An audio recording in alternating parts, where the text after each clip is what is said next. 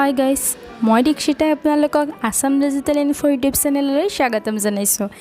এই চেনেলটোৰ জৰিয়তে আপোনালোকে সদায় এটা নতুন ডিজিটেল ইনফৰমেশ্যন লাভ কৰিব। গতিকে চেনেলটো ছাবস্ক্ৰাইব কৰি কাষত থকা বেল আইকনটো প্ৰেছ কৰিবলৈ একদমেই নাপাহৰিব। 9635টা ৰেগুলাৰ LPUP শিক্ষক পদৰ টেট নিযুক্তিৰ প্ৰক্ৰিয়াৰ কাম চলি আছে। অলৰেডি 21খনকৈ জিলাৰ প্ৰথম অস্থায়ী মেধা তালিকা প্ৰকাশ কৰা হৈছে আৰু কেইখনমান জিলাৰ দ্বিতীয় অস্থায়ী মেধা তালিকাও প্ৰকাশ কৰা হৈছে।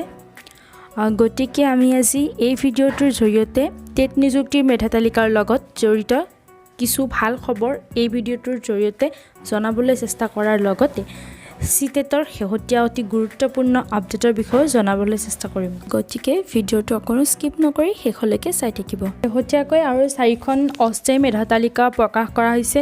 এইটো সকলো টেট উত্তীৰ্ণৰ বাবে আন এক ভাল খবৰ।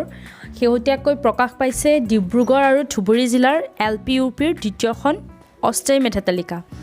এইকেইখন জিলাৰ কি সলনি হ'ল, কাট অফ আদি কিমান পৰিৱৰ্তন হ'ল আগৰ তুলনাত জানিবৰ বাবে এই ভিডিঅ'টোত 2খন জিলাৰ লিংক আছে।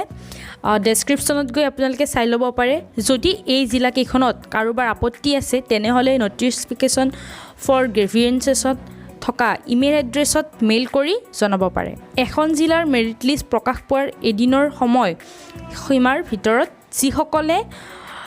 যিসকলৰ অলপ নম্বৰৰ বাবে অসম টেট নিযুক্তি প্ৰক্ৰিয়াৰ দ্বিতীয়খন অস্থায়ী মেধা তালিকাত নাম অন্তৰ্ভুক্ত হোৱা নাই, তেওঁলোকৰ মনত এটা টেনশ্যন যে তেওঁলোকে এই 9635টা পদৰ বাবে শিক্ষক হিচাপে নিযুক্তি হ'বনে নাই।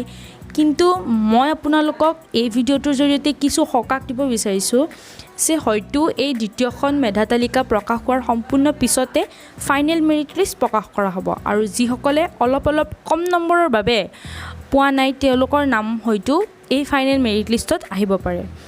কিয়নো এই দ্বিতীয়খন মেধা তালিকা প্ৰকাশ হোৱাৰ পিছত অপশ্যন প্ৰক্ৰিয়া আৰম্ভ কৰা হ'ব। আপোনালোকে নিশ্চয় জানে যে বহুতে LPUP দুয়োটাতে পাছ কৰিছে আৰু তেওঁলোকৰ কেৱল এটাতহে চাকৰি কৰিবলৈ সুবিধা পাব আৰু মেৰিট লিষ্টত নাম অন্তৰ্ভুক্ত নোহোৱা অলপ কম নম্বৰ পোৱা সকলৰ নাম ফাইনেল মেৰিট লিষ্টত সোমাব। এতিয়া চিটেটৰ বিষয়ে ক'ব বিচাৰিছোঁ যে চিটেট 2020 বৰ্ষৰ 5 জুলাই তাৰিখে অনুষ্ঠিত হোৱাৰ কথা আছিল, যদিও শেহতীয়া পৰিস্থিতিৰ ওপৰত লক্ষ্য ৰাখি 5 জুলাইৰ চিটেটত বাতিল কৰা হৈছে।